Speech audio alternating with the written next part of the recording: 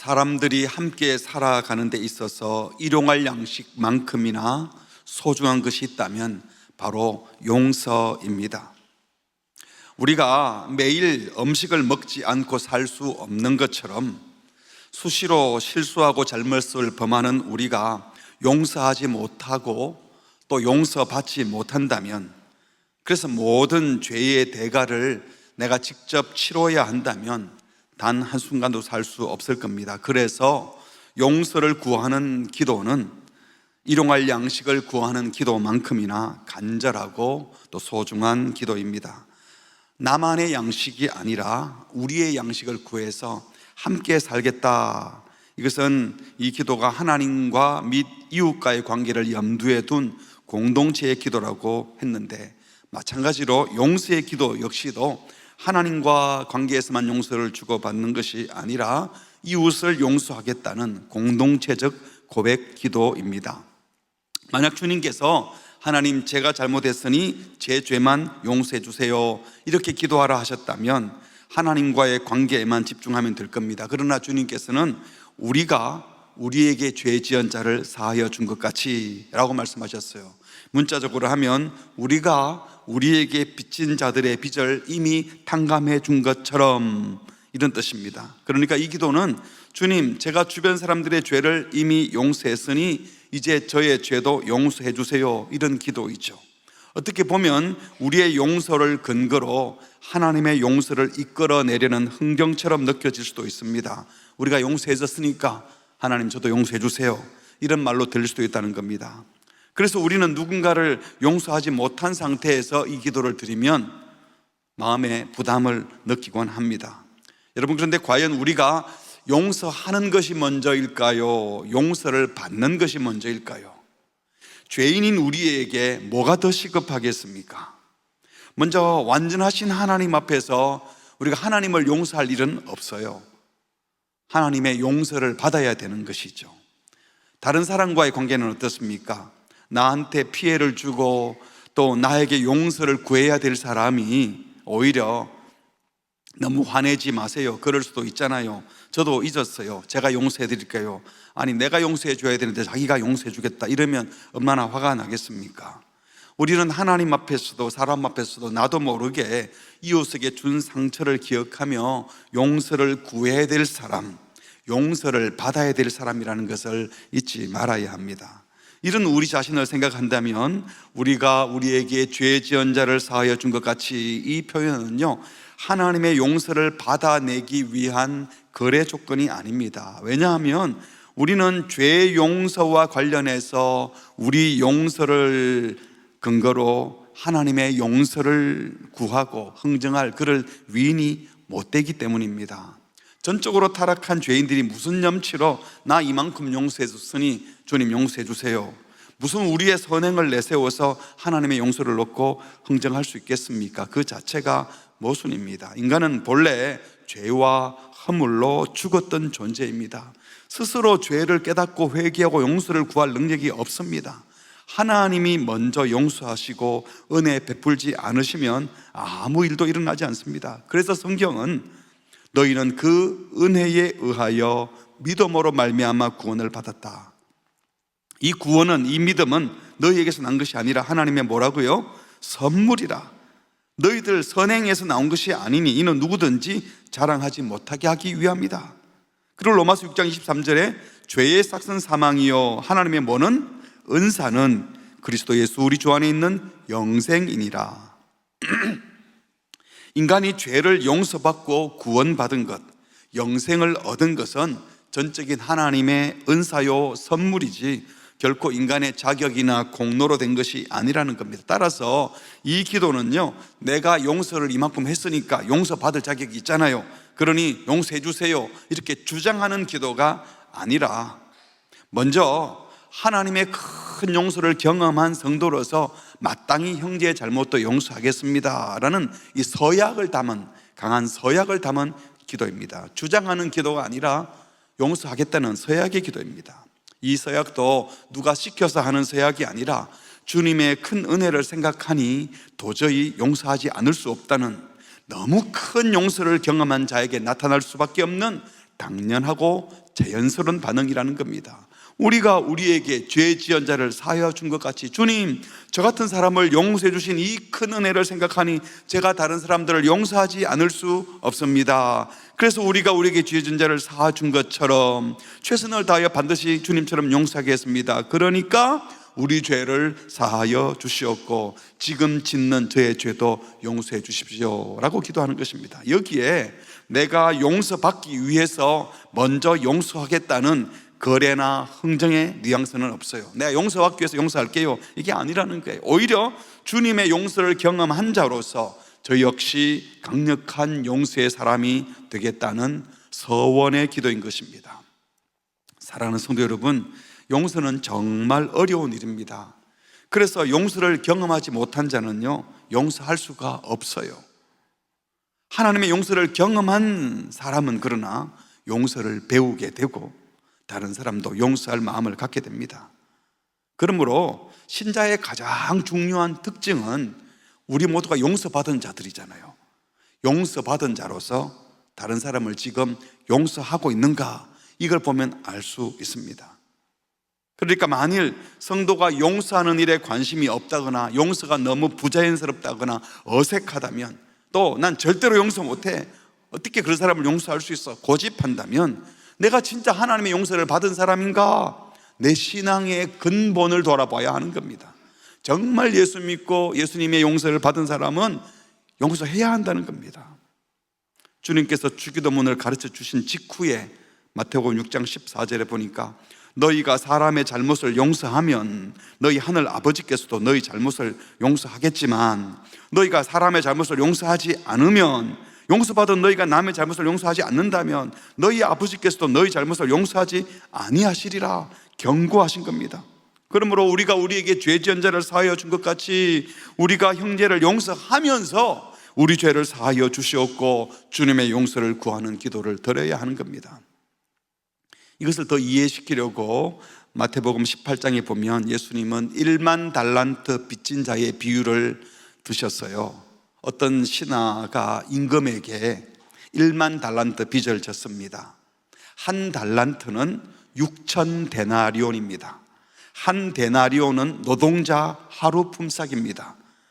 그러니까 한 달란트는요, 노동자 한 사람이 6천일 일해야 벌 수 있는 돈이에요. 한 달란트가 대략 20년 정도 됩니다.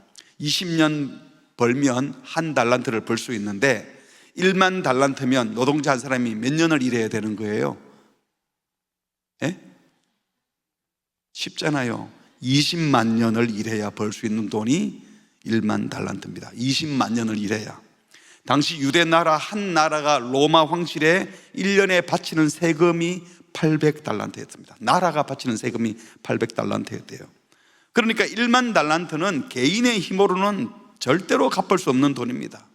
그런데 왕이 이 빚진 종에게 처자와 소유를 다 팔아서라도 갚으라 그랬더니 이 종이 제발 참아주세요 애원했어요. 그런데 이 왕이 그를 불쌍히 여겨서 그 모든 빚을 탕감해 줬어요. 그런데 그 종이 탕감받은 직후에 집으로 돌아가다가 자기한테 100데나리온 빚진 동료를 만나게 됩니다. 노동자의 100일 품삯이면 결코 적은 돈은 아니죠. 하지만 1만 달란트에 비하면 빚이라고도 할 수 없을 만큼 지극히 적은 액수요, 조금만 애쓰면 충분히 갚을 수 있는 빚입니다. 그런데 이 종은 100데나리온 빚진 동료를 만나 성경에 보니까 목을 잡고 빚을 갚으라, 죽이겠다, 안 갚으면 죽이겠다는 거예요. 그랬더니 곧 갚겠으니 참아주십시오. 이 사람이 하는 말은 진실성이 있는 거예요. 자기는 1만 달란트 곧 갚겠습니다 말도 못하는 거예요, 못 갚으니까. 근데 이 사람이 이렇게 강청하는데도 용서하지 않고 옥에 가두어 버렸어요. 어떤 생각이 듭니까? 1만 달란트 20만 년 일할 돈 탕감 받은 직후에 겨우 이 100일 일하면 갚을 수 있는 돈 안 갚는다고 옥에 쳐넣었다, 이런 들으면서 그럴 수도 있지 이런 생각이 드세요? 아니면 야 너무했다 진짜, 어떻게 사람이 그럴 수 있냐, 화가 납니까? 화가 나요? 안 나요? 화가 나야 돼요. 네. 근데 문제는 그렇게 나쁜 놈이 누구라는 겁니까? 우리라는 거예요, 우리. 만약에 우리가 그런 사람이라면 우리가 어떤 대접을 받아야 되겠습니까? 1만 달란트 빚을 진 우리가 하나님의 큰 용서를 받아서 이제 은혜를 받아서 새 삶을 살게 되었는데 겨우 100데나리온 빚진 사람 만나가지고 안 갚는다고 용서 못하겠다? 이 소식을 들은 왕이 너무 기가 막혀서 그 종을 다시 불러드립니다. 마태복음 18장 32절 33절 같이 읽겠습니다. 이에 주인이 그를 불러다가 말하되 악한 종아, 네가 빌기에 내가 내 빚을 전부 탕감하여 주었거늘 네가 나를 불쌍히 여김과 같이 너도 내 동료를 불쌍히 여김이 마땅하지 아니하냐 하고, 네가 그렇게 큰 빚을 탕감받았으면서 겨우 100데나리온 빚진 동료 탕감해 주지 않고 무자비하게 대하는 것이 가당키나 한 일이냐? 34절 주인이 어떻게 해요? 노하여 그 빚을 다 갚도록 그를 옥졸에게 넘기니라. 옥에 가둬버리면 어떻게 갚겠어요? 이 말은 평생 옥에 들어가 있으라는 겁니다. 그리고 그 이야기를 마무리하면서 주님이 말씀하십니다. 우리 같이 읽겠습니다. 35절 시작. 너희가 각각 마음으로부터 형제를 용서하지 아니하면 나의 하늘 아버지께서도 너희에게 이와 같이 하시리라. 나한테 용서받은 너희가 형제의 잘못을 용서하지 않으면 나도 너를 용서하지 않겠다. 이미 용서했던 그 용서도 무효화시키겠다, 이런 경고인 겁니다. 이 비유의 핵심은 분명합니다. 하나님께 도저히 갚을 수 없는 죄의 빚을 탕감받은 우리가 형제의 작은 잘못을 용서하지 않는 것은 있을 수 없는 일이라는 거죠. 정말 주님의 큰 용서를 경험한 사람이라면 다른 사람들과의 관계에서 반드시 용서해야 한다는 겁니다. 그래서 진심으로 형제를 용서하지 않고 있으면 하나님께서도 그 사람을 용서하지 않겠다는 겁니다. 왜? 정말 이렇게 큰 용서를 받은 사람들이라면 작은 용서를 못할 리가 없는 거예요. 그런데 그 작은 용서를 못하는 걸 보니까 자기가 어떤 존재인지 어떤 용서를 받았는지도 모르고 있는 사람이니까 그런 사람에게 용서를 해줬자 무슨 소용이 있느냐는 겁니다. 그러므로 내가 정말 하나님의 큰 용서를 받은 자인가 아닌가 하는 것은 내가 지금 다른 사람들을 용서하고 있는지를 보면 알 수 있는 겁니다. 물론 우리가 다른 사람을 용서한 것 때문에 하나님의 용서를 얻어낼 수 있는 조건은 되는 건 아니에요. 내가 용서했다고 하나님 용서받을 수 있다, 이건 아니지만 하나님의 용서를 받은 자는 반드시 다른 사람을 용서하고 있어야 되고 또 해야 한다는 겁니다. 그런데 만일 우리가 용서하지 않고 있다면 정말 용서받은 사람인지 근본적으로 되물어 봐야 하는 겁니다. 그런데 현실은 어떻습니까? 마음 먹고 용서하려고 할 때 부딪히는 난관이 너무 많습니다. 용서가 안 되고 용서하기 싫은 사람이 있고 용서가 너무 어렵습니다.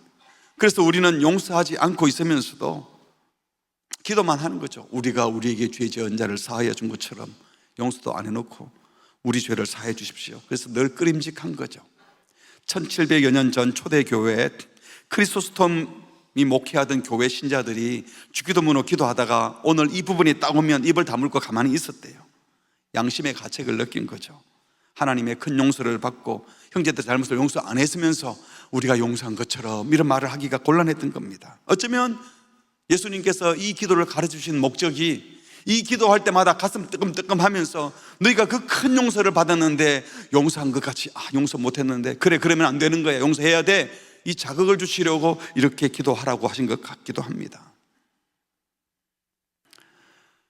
사랑하는 성도 여러분, 우리 주님은 그래서 용서하라고 하는데 현실적으로 용서가 너무 어렵습니다.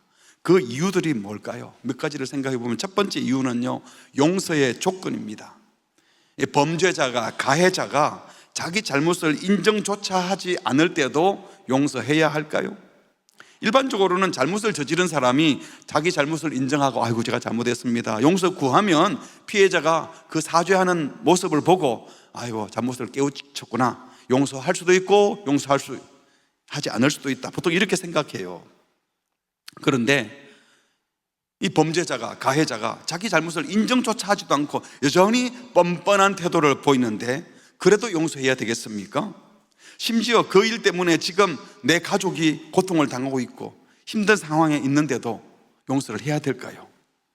아랍권에서 선교하시던 선교사님이 이슬람 테러범에 의해서 끔찍하게 살해를 당했습니다. 그런데 그 이슬람 사람들은 자기들의 잘못을 인정하기는커녕 계속 기독교 선교사를 박해하고 지금도 돌아가신 선교사의 아내와 그 자녀들을 위협하고 동료 선교사들을 위협하고 있는데도 그 선교사님, 다른 선교사님들과 자녀들, 배우자는 용서해야 될까요? 아빠를 죽인, 남편을 죽인 이슬람 사람들을. 자녀가 큰 사고로, 그것도 많은 자녀들이 함께 목숨을 잃은, 뭐가 두려운지 사고 원인을 밝히지도 않고 진상을 규명하려고도 하지 않고 대충 넘어가려고 하고 진짜 책임자로 보이는 사람은 제대로 처벌을 받지도 않고 있는데, 자녀를 잃은 부모가 시간이 많이 지났으니까 그냥 그 상황과 그 사람들을 용서할 수 있을까요? 부모된 마음은요, 아무리 시간이 지나도 아이가 자라는 그 모습을 보면 아이고 우리 아이도 저 나이 됐을 텐데, 또 나중에 시간이 지나면 우리 애가 자랐으면 이 정도 됐을 텐데, 그 마음이 지워지지 않잖아요. 용서가 가능하겠습니까? 아직 나는 가해자의 잘못 때문에 고통 중에 있고 가해자가 누구인지도 알아요. 그런데 그런 가해자를 사법적으로 처벌할 증거가 없다는 이유 때문에 변호사를 잘 고용했더니 이 가해자가 무죄 선고를 받고 뻔뻔스럽게 웃으며 살고 있어요. 법적으로는 무죄라고. 그런 가해자를 피해자가 용서할 수 있을까요? 여러분, 이런 끔찍한 일들은요, 우리 주변에 많이 있습니다. 실제로 이런 일을 당해보지 않은 사람이 함부로 용서를 말하기가 어렵습니다. 속이 탑니다. 그래서 용서하기가 참 어렵습니다. 그런데 십자가에서 흘러나오는 음성은 너무나 분명합니다. 누가복음 23장 34절, 십자가에 달려 계신 예수님이 아버지, 저들을 사하여 주옵소서, 자기들이 하는 것을 알지 못함이니이다. 자기의 잘못을 알지 못하는 그들, 인정하기는커녕 계속 예수님을 조롱하고 고통을 가하는 그 로마 군인들과 그 밑에 있는 모든 사람들의 죄를 용서해달라고 아버지께 간구했습니다. 이것이 용서입니다. 참된 용서에는 조건이 없습니다. 그래서 쉽지 않습니다. 예수님의 이 사죄의 간구는요, 약자가 부르짖는 절규가 아니에요. 진짜 강자이시던 예수님께서 간구하신 겁니다. 저들을 용서해달라고. 자기들의 잘못을 알지도 못하지만 주님, 저들을 용서해 주십시오. 근데 우리는 그래도 뭘 좀 뉘우치는 게 보여야 용서할까 말까 생각하고 있는데, 저렇게 뻔뻔한데 어떻게 용서해요? 또는 용서할 만해야 용서하지, 태도를 보여야 용서하지, 이런 말을 하잖아요. 하지만 여러분, 만약에 그래서 용서한다면, 그래야 용서할 수 있다면 저와 여러분은 용서받을 수 있을까요? 잘못은 벌해야 되고 죄 지은 자는 고통을 받아야 하는데, 여러분, 용서하는 것 자체가 불합리한 것이고 용서 자체가 모순된 일이에요. 그래서 힘이 든 거예요. 만약에 태도가 되면 용서한다면 저와 여러분이 우리 주님 앞에서 무슨 그런 태도가 있었습니까? 참된 용서는 조건이 없습니다. 이유가 없습니다. 우리가 하나님께서 용서할 만한 착한 구석이 있어서 용서하신 것이 아니잖아요. 우리는 하나님과 원수가 되어 여전히 하나님을 대적하고 여전히 죄 가운데 있을 때에 아들을 십자가에 못 박아 죽게 하심으로 저와 여러분을 용서해 주신 줄 믿습니다. 그리고 저와 여러분을 새롭게 해주셨어요. 일방적인 용서로. 그래서 사도 바울은 고린도 교회 교인들이 예수 믿고 구원받아 용서받은 공동체라고 하면서 모여서 자기들끼리 막 싸우고 분쟁이 났는데 해결이 안 되니까 그것을 세상 법정에 막 고소 고발을 하는 겁니다. 안타까운 마음으로 이렇게 말을 했어요. 고린도전서 6장 7절, 너희가 피차 고발함으로, 용서받은 너희가 교회 안에서 해석을 못해가지고 해결을 못해서 밖에 있는 법정에 고발함으로 너희 가운데 이미 뚜렷한 허물이 있나니 주님의 용서를 받은 자라는 그 자격 없는 행위를 한 거 아니냐.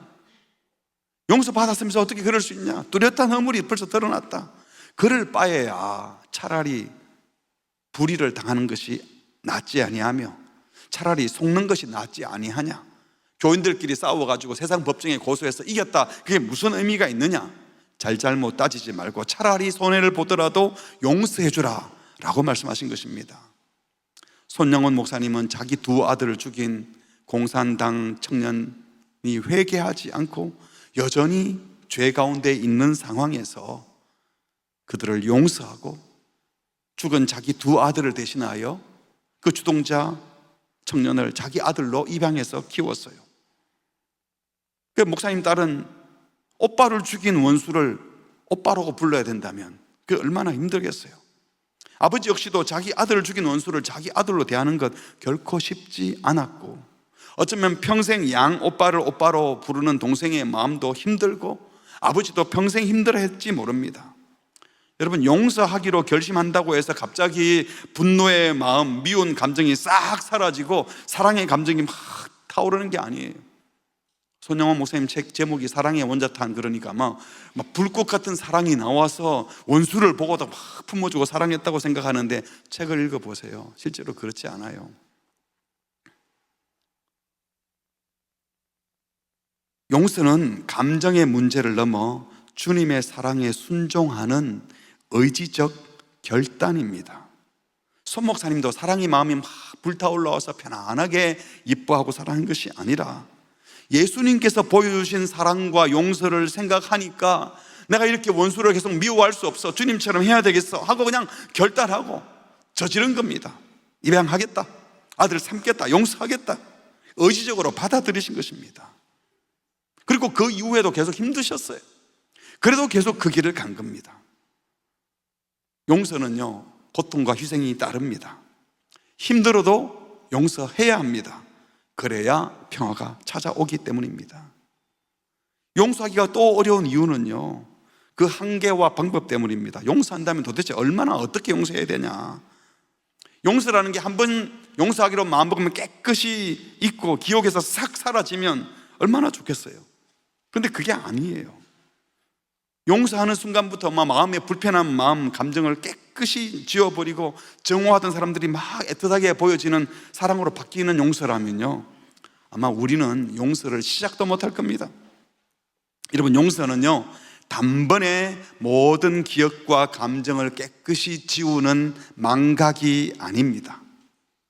상처를 받았음에도 보복하지 않기로 작정하고 그 마음을 거듭 선택하는 과정입니다. 히브리어 단어에 자칼이라는 단어가 있는데 기억하다 이런 뜻이에요. 성경에서 하나님께서 그들의 악을 기억하겠다, 이 말은 그들의 죄를 반드시 처벌하겠다 이런 뜻이에요. 공의로 심판하겠다, 이게 기억하겠다, 그들의 죄를 기억하겠다. 반대로 그들의 죄를 기억하지 않겠다, 이 말은 그 죄를 망각하겠다 이런 뜻이 아니라 그 죄를 다 알고 있지만 벌하지 않기로 작정하시고 실제로 처벌하지 않으시겠다는 능동적 행동입니다. 이 히브리어는 종종 그 초점이 사상이 아니라 행동에 있어요. 용서도 마찬가지입니다. 용서한다는 것은 내 기억에서 적대감이나 불편한 생각을 완전히 지워내겠다는 게 아니에요. 우리가 인간이기 때문에 그렇게 못합니다. 죄에 대한 불쾌감을 내 마음에서 내보내기로 내가 작정을 하는 것이고, 그 죄를 고소하지 않기로 작정하는 것이고, 응징하지 않기로 결단하는 거고, 실제로 복수하지 않는 겁니다. 마음에는 불편한 마음이 있는데 그렇게 안 하는 거예요. 그렇게 하면 시작이 된 겁니다. 용서가. 내가 상처받았지만 보복하지 않기로 결정하고 응징하지 않기로 거듭 선택하면, 놀랍게도 우리가 복수하지 않기로 선택하고 나면 종종 그 기억 자체도 사그라들기도 합니다. 어쩌면 그 고통스러운 사건을 깨끗이 망각하는 능력보다도 계속 기억이 나는데도, 상처를 받았는데도 기억하지 않기로 또 결단하고, 그 불만을 적기로 거듭 선택하고 보복하지 않기로 거듭 결정하는 긴 과정이 더 큰 사랑일 수도 있습니다. 그게 용서입니다. 이런 사랑, 이런 용서를 거듭 행할수록 과거의 나쁜 기억도 사라지게 됩니다.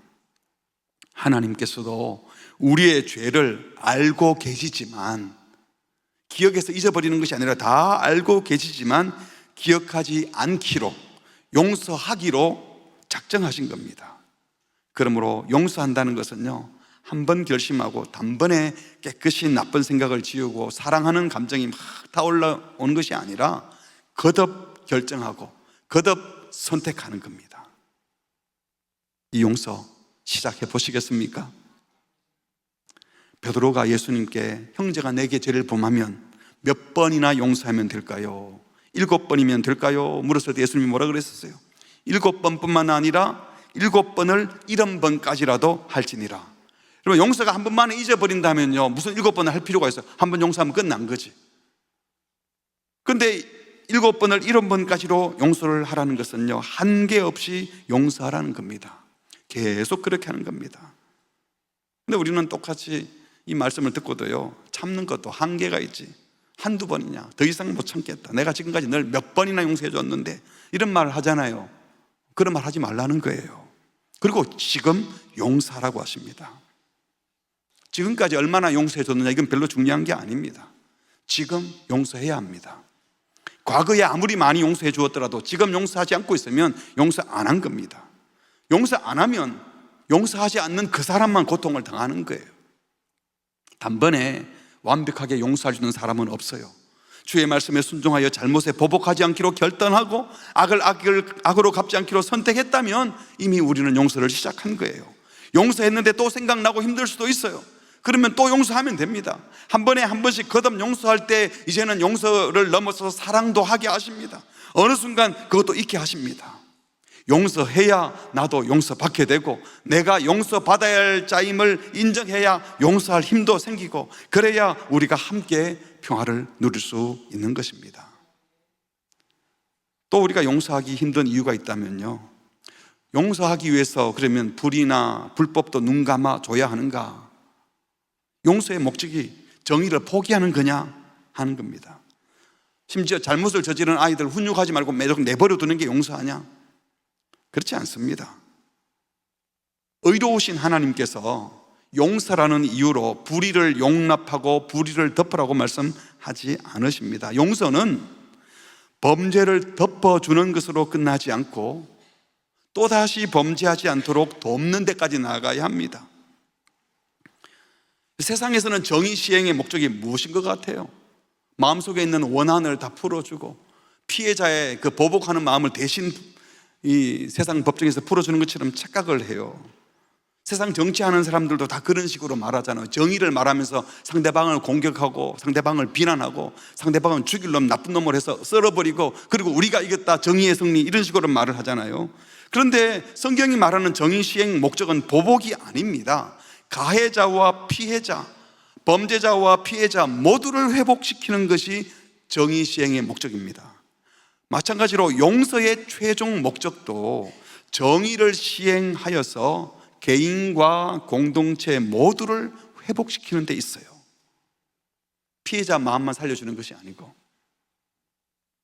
정의 시행이 보복이라고 생각하는 사람들은요, 정의를 위해 투쟁하고 잘못을 꾸짖으려면 분노가 필요하다, 용서가 어쩌고 저쩌고 하다가 분노, 미움, 복수의 요구가 사라지고 긍휼의 마음이 생겨버리면 정의를 시행할 동력을 잃어버리게 된다. 그러면 정의를 위해 어떻게 투쟁할 수 있겠는가? 이러면서요, 분노, 미움, 복수를 자꾸 불러일으켜야 정의를 시행할 수 있다고, 그래야 투쟁할 수 있다고 생각하는데 이거 오산입니다. 여러분, 용서의 마음을 가지면 정의를 위한 투쟁 방식은 달라질지 몰라도 용서하는 마음이 불의, 불법을 용납하는 것은 결코 아니라는 겁니다. 그리스도인은 어떤 경우에도 정의를 시행해서 모든 사람이 그 정의를 누리게 하고 억울함으로 고통당하는 자가 없게 하며, 용서하는 자들도 가해자가 계속 범죄하지 않도록, 또 다른 피해자가 생기지 않도록 그 주변의 이웃들이 죄를 무서워하고 함께 평화롭게 살게 해야 되는 줄 믿습니다. 이게 성경이 말하는 용서예요. 미국의 아브라함 링컨 대통령이 남북전쟁 막바지에 이렇게 연설했다고 합니다. 남북전쟁, 같은 미국 안에서 전쟁이 일어난 거잖아요. 전쟁 막바지에 분노, 미움을 불러일으켜서 이기자 이렇게 말하지 않고, 저놈 나쁜 놈들이다, 우리가 이겨야 돼 이렇게 말하지 않고 뭐라고 했습니까? 누구에게도 악의를 품지 맙시다. 모든 일을 사랑합시다. 그런 심정으로 우리 함께 정의롭고 계속 이어질 평화를 이루고 지킬 수 있는 모든 일을 해봅시다 라고 했다고 합니다. 여러분, 용서하면서 정의 이룰 수 있습니다. 용서하면서 악과 싸울 수 있습니다. 오히려 용서가 정의를 위한 우리 투쟁을 더 순수하게 만들어줄 수 있습니다. 우리는 보복을 위해 죄인과 투쟁하는 것이 아니라 함께 평화를 누리기 위해 죄와 투쟁하는 겁니다. 그래서 우리는 죄인을 용서하면서도 죄와 싸울 수 있고 정의를 위해 일할 수 있습니다. 아니, 그렇게 해야만 합니다. 여기서 우리는 개인적인 용서와 공적인 치리는 구별해야 되죠. 이 용서의 주체가 개인일 때와 용서의 주체가 공회일 때는 다르다는 겁니다. 내가 개인적으로 용서할 상황이다 이러면 내가 손해보더라도 조건 없이 용서하고 품어야 돼요. 이게 주님의 가르침입니다. 개인적인 관계에서는. 하지만 용서의 주체가 개인이 아니고 교회, 국가, 공동체일 때 피해자가 나 개인으로 끝나지 않고 사회적인 문제가 될 때는 내가 용서한다고 문제가 다 해결되는 것이 아니잖아요. 개인적인 범죄가 또 공적인 피해를 일으켰다면 그 죄는 공적으로 반드시 다루고 공동체의 거룩과 질서를 위해 필요하면 적절한 치리와 징계도 해야 하는 겁니다. 이렇게 하는 것은 미움 때문이 아니라 그 범죄자가 또는 가해자가 진정으로 회개하고 다시는 죄를 범하지 않도록 돕기 위한, 또 공동체를 세우기 위한 사랑의 방법인 겁니다. 왜냐하면 용서의 목적이 단지 범죄를 덮어주는 것이 아니라 다시는 범죄하지 않도록 돕고, 그래서 또 다른 사람들이 피해 보지 않도록 하는 것이기 때문에 그런 겁니다. 회복적 정의, 우리가 말을 하잖아요. 회복하기 위해서 정의를 시행하는 것인 것처럼 용서하는 이유도 회복하기 위한 것이어야 되는 겁니다. 예를 든다면 손버릇 나쁜 종업원이 가게의 물건을 훔치고 돈을 훔쳐갑니다. 예수 믿는 주인이 어떻게 해야 됩니까? 무조건 용서하고 계속 도둑질하도록 내버려 두는 거, 이거 참된 사랑이 아니죠. 오히려 따끔하게 야단치고 잘못을 고쳐 변화시키려는 노력을 해야 되고, 또 처음부터 약속을 잘해서 이런 약속을 어길 때는 월급을 줄 수가 없다, 약속을 지켜야 돼, 이런 교육할 필요도 있는 겁니다. 가정에서 거짓말하는 아이, 게으른 아이, 예절 없는 아이 그냥 내버려 두는 것 용서가 아니죠. 그 아이의 잘못은요, 자기만을 망치는 것이 아니라 그런 아이가 계속 성장하면 주변 사람들의 나쁜 영향을 주고 공동체를 깨뜨릴 수도 있어요. 부모는 당연히 그 아이를 용서할 마음을 가지고 대하지만 잘못을 언급해야 됩니다. 잘못을 언급하지 않고 그냥 지나가기만 하는 것은 용서도 아니고 사랑도 아닌 무관심이요 무책임인 거죠. 용서하는 자는 남의 잘못을 덮어주고 넘어가는 긍휼한 마음만이 아니라 어떨 때는 다시는 범죄하지 않도록 도와주는 그 노력을 해야 합니다. 특별히 교육받는 중에 있고 훈련받고 있는 자라면, 우리 교회도 제자 양육, 제자 훈련받고 있는 분이라면 좀 더 엄격한 잣대를 가지고 대할 필요가 있어요. 교회 안에 있는 직분을 가진 목사나 장로나 집사들, 교회에 책임을 지고 있는 분들은 좀 더 엄해야 되고, 저와 같은 목회자들은 더 엄한 잣대를 가지고 치리를 해야 되는 겁니다. 그 사람이 나한테 직접 피해를 주고 안 주고와 상관없이 그 사람 본인을 위해서 엄히 다스리는 것, 그것이 진정한 그 개인에 대한 사랑이고 공동체에 대한 사랑이기 때문에 그 사랑이 있을 때 진정한 용서도 가능하기 때문입니다. 교회 내에서 범죄한 사람의 경우도 담임 목사가 무조건 용서하는 것이 상책이 아니죠. 교회의 지도자는요, 교회의 순결성, 거룩성을 유지시킬 책임이 있잖아요. 목사 개인과의 관계에서 문제가 된다면 그냥 개인적으로는 다 용서하면 됩니다. 하지만 공회를 어지럽게 한 경우면 교회의 거룩성을 지키기 위하여 엄히 다스려야 되는 거예요.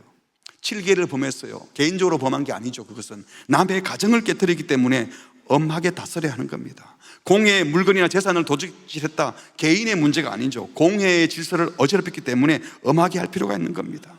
그것은 그 사람을 미워서가 아니라 그 개인도 공동체도 회복시키기 위해서 하는 것입니다.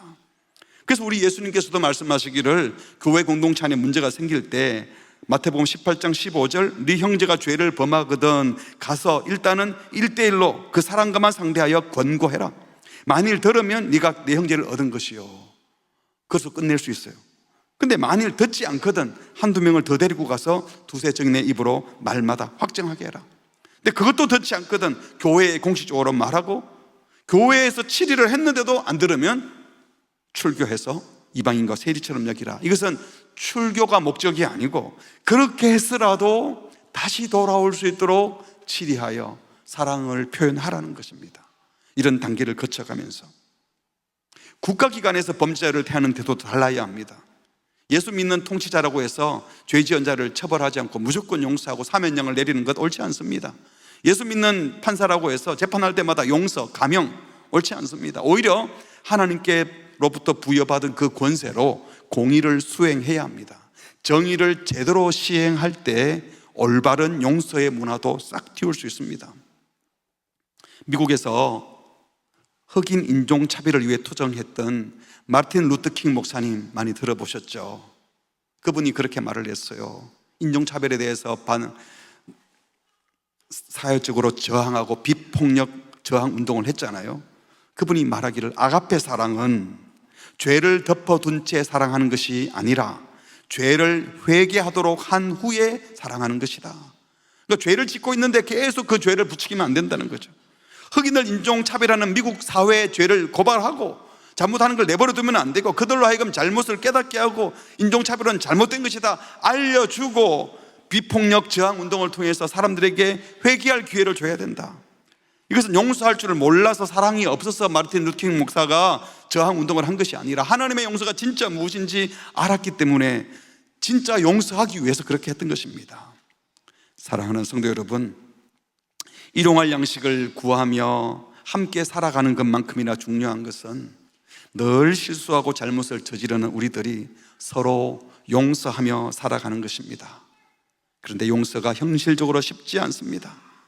자기 잘못을 인정조차 하지 않은 뻔뻔한 사람을 조건 없이 용서하는 것은 저와 여러분 같은 인간들에게는 불가능한 일입니다. 그렇다고 죄를 벌하기만 한다고 정의가 시행되는 것도 아닙니다. 참된 정의 시행을 위해서, 불의를 몰아내기 위해서, 그들이 회개하고 돌아오도록 하기 위해서라도 우리는 용서해야 합니다. 그 용서를 위해서는 죄에 직면하고 거짓이 밝혀지고 진실이 드러나게 해야 되고, 그래서 마땅한 처벌도 내려지게 하면 결국 용서의 길로 가는 것입니다. 최종 목적은 용서하고 용서받아 공동체의 관계가 회복되는 것입니다. 우리 모두 참된 용서의 사람이 되시기를 주의 이름으로 축복합니다. 말씀을 맺겠습니다. 2차 세계대전 당시에 일본 강제 수용소에 갇혀서 끔찍한 고통을 겪고 목숨을 잃을 뻔했던 남아프리카의 작가 로랑 반데어 포스트라는 분이 책을 하나 썼어요. 내면으로 떠나는 모험이라는 책에서 이런 말을 했습니다. 전쟁이 끝난 뒤 전쟁 고난을 겪지 않은 전범 재판소의 장교들이 우리가 수용소에서 받은 그 대우와 겪은 고난을 듣고 나서 우리보다 더 복수심에 불타고 분노하는 것을 발견했다. 그 전범 재판소의 장교들은 자기들은 그 포로 수용소에 갇힌 적도 없고 그 고난을 경험하지도 않았는데 오히려 그 고난을 견디고 이겨낸 자기들 얘기만 듣고 막 복수심에 불타더라는 거예요. 이것은 상상에서 나오는 것이라는 겁니다. 이 저자의 말이. 그래서 이 작가가 말하기를요, 실제로 타인으로 인해 고난을 겪은 사람은 그 가해자, 범죄자를 이해하고 용서하는 것을 어려워하지 않는다. 왜? 이미 다 감당했으니까. 왜냐하면 진정으로 견뎌낸 고난과 슬픔에서 오히려 본능적 특권의식이 나오기 때문이다. 우리가 용서했어. 이런 상황에서도 우리가 용서했어. 오히려 용서했다는 것 때문에 그런 마음을 갖는다는 거예요. 그런데 오히려 전범 재판소의 그 사람들은 그 고난에 동참하지도 않았고 얘기만 듣고도 잘못된 상상으로 용서가 불가능하다고 생각한다는 겁니다. 여러분, 절대 용서할 수 없어. 그건 말이 안 돼. 그거 어떻게 용서돼? 이건 사탄이 주는 말이에요. 잘못된 상상으로 용서가 불가능하다고 생각지 마십시오. 일반적으로는 끔찍한 가해자에 대해서 분노하고 보복하며 심판하려고 하겠죠. 세상은 그렇게 하죠. 하지만 우리가 얼마든지 그렇게 하지 않기로 결정할 수 있습니다. 죄를 밝히 드러내고 잘못이 드러나고 난 다음에 용서할 수 있다는 거예요. 그리고 그 선택은 결국 사랑하는 데까지도 이룰 수 있다는 소망을 가져야 합니다. 왜? 우리가 용서라는 엄청난 선물을 받았잖아요. 아멘이시죠? 이 용서라는 선물을 받았다면 다른 이들을 용서하는 것도 주님이 선물로 주실 줄 믿습니다. 우리에게는 용서할 능력이 없지만 하나님이 용서라는 은혜를 주신 것처럼 하나님이 은혜 주시면 예수 그리스도 안에 있으면 우리도 용서할 수 있는 줄 믿습니다. 십자가에서 우리 예수님이 저들을 사해 주옵소서 자기들이 하는 것을 알지 못함입니다 라고 하시며 끝까지 용서하셨던 주님을 생각하면서 주님의 용서를 받은 자로 용서하기로 결단하는 우리 모두가 되기를 바랍니다. 난 용서가 안 돼, 감정이 따라오지 않아, 이렇게 말하면서 포기하지 마십시오. 용서한다는 것은 먼저 그 죄를 고소하지 않기로 결단하는 겁니다. 의지적으로 잘못에 대해서 보복하지 않기로 선택하는 겁니다. 의지적으로 그가 회개하고 주 앞으로 돌아오기를 기도하는 겁니다. 의지를 가지고 감정이 안 따라와도 그러면 용서가 시작된 겁니다. 해보지도 않고 아예 안 된다고 하지 마시고 용서를 시작해 보시기 바랍니다. 자녀의 잘못을 엄하게 꾸짖으면서 우리는 용서하고 있고 정의를 위해 투쟁하면서 미움을 버리고 용서할 수 있습니다.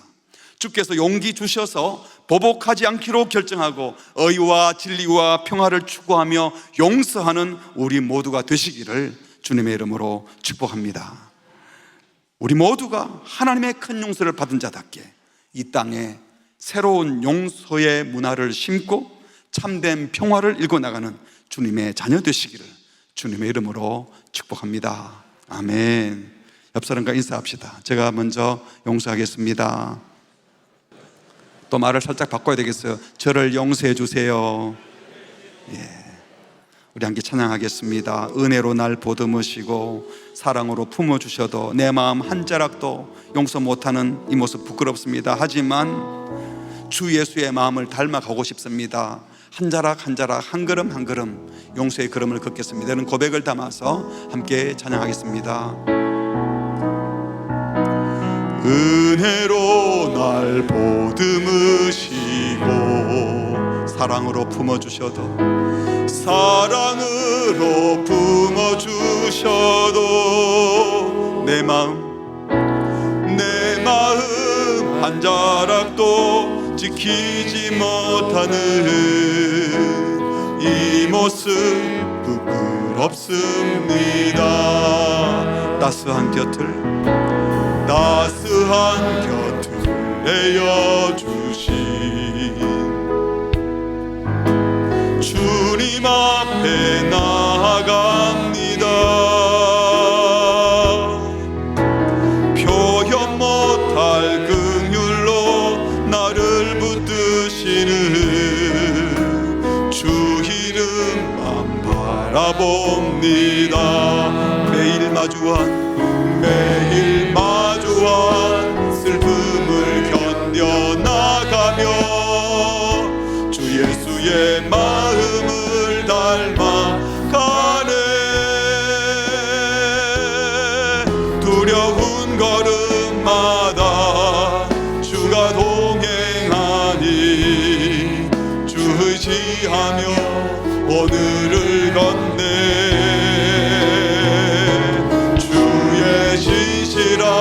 소망을 깊이 담으며 주 예수의 풍요를 채워가네.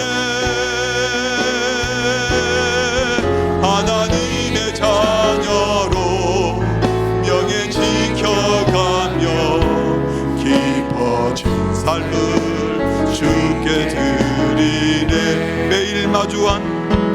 매일 마주한 슬픔을 견뎌나가며 주 예수의 마음을 닮아가네.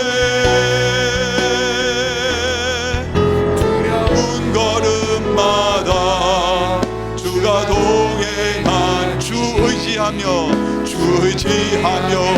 오늘을 걷네.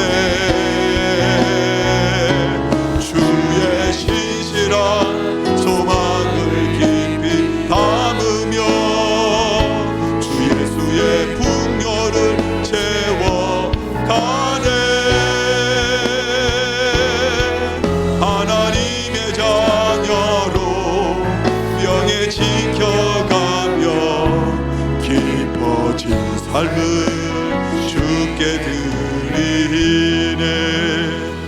기도하겠습니다. 하나님의 자녀로 명예 지켜가는 것이 무엇입니까? 죄는 전혀 범치 않고 누가 보더라도 똑바르고 경건하고 거룩한 삶을 사는 것일까요? 그것도 소중하죠. 그러나 하나님의 백성으로 명예를 지켜나가는 신자의 품격을 지켜내는 것은 다른 것이 아니라 용서하는 겁니다. 큰 용서를 받은 자로 우리도 용서하는 겁니다. 우리가 먹지 않고 못 사는 것처럼 늘 범죄하고 잘못을 저지른 우리는 주님의 용서를 받지 않으면 살 수 없는 자이고, 또 주변의 다른 사람들이 우리를 용서해 주지 않으면 죄값을 다 치른다면 살 수 없는 자입니다. 우리는 이미 큰 용서를 받은 자인데, 주님, 내가 받은 용서를 생각하며 나도 기꺼이 용서하게 하여 주십시오. 이유를 달려면 용서 못할 일이 얼마나 많습니까? 말도 안 돼. 그걸 어떻게 용서해? 어떻게 그런 사람을, 한두 번도 아니고 그런 끔찍한 죄인을, 근데 그런 끔찍한 죄인을 주님이 우리를 용서하셨습니다. 우리가 바로 1만 달란트 빚진 자입니다.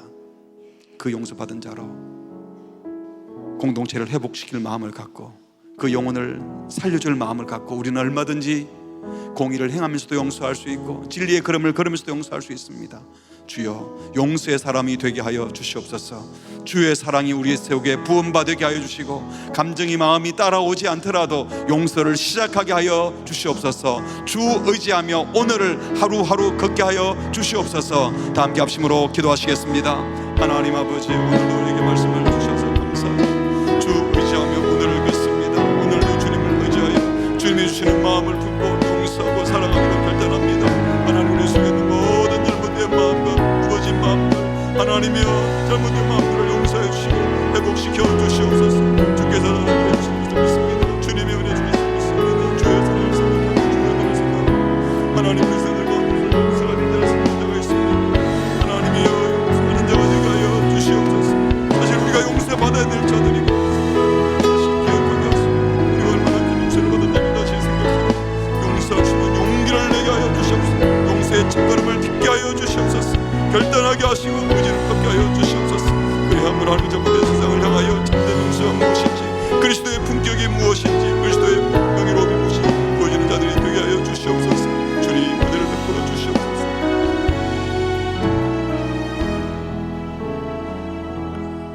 하나님 아버지, 하나님과 원수되었던 우리들, 계속 주님을 대적하던 우리들을 내치지 않으시고 독생자 예수님 보내어 십자가에 죽게 하심으로 우리를 용서해 주신 하나님의 사랑에 감사를 드립니다. 이미 큰 용서 받은 자로 우리도 용서하는 자 되게 하여 주시옵소서. 죄인들이 모여 사는 세상에 억울한 일이 너무나 많이 있고 안타까운 일이 너무나 많이 있고 생각하면 치가 떨리고 용서할 수 없다는 일들도 많이 있지만, 보복한다고 문제가 해결되는 것이 아니라 죄를 회개하고 돌아올 기회를 주고 우리는 먼저 용서를 시작하고 하나님이 용서하기를 위해서 기도할 때에 참된 평화가 오는 줄 믿습니다. 용서하지 못함으로 죄짐지고 용서하지 못함으로 분노를 품고 사는 자 없게 하여 주시옵고, 주님이 큰 사랑을 부어주셔서 작은 마음이라도 생길 때에 한 걸음, 용서의 걸음을 한 걸음 내딛게 하여 주시옵소서. 이번 한 주간도 우리가 만나는 모든 이들에게 그리스도의 사랑과 평화를 나누고 참된 용서를 보여주므로 그리스도인의 명예를 지켜나가는 참된 용서를 보여주는 성도들 되게 하여 주시옵소서. 이 모든 말씀 예수 그리스도의 이름으로 기도합니다. 아멘.